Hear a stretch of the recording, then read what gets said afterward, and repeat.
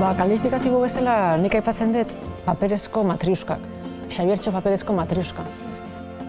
Batetik eta bestetik beti agertu zait Xabiertxo nun baiten. Yo le llamaría, como he estado catalogando devocionarios, yo le llamaría el devocionario del nacionalismo vasco. Oiartzuna. Altxorra handi bat, Euskal Herriko altxorra handi bat.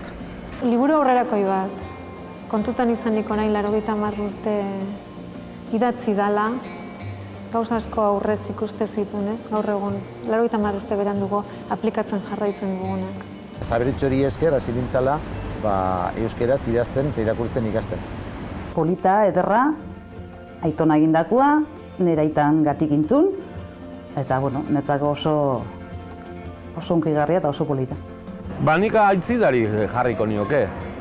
Ederra esango nuke, baina igual kutxuna, ez? Gehiago, norberaren biografiarekin oso itxasita da olako. Bikain jarriko nioke, bikain.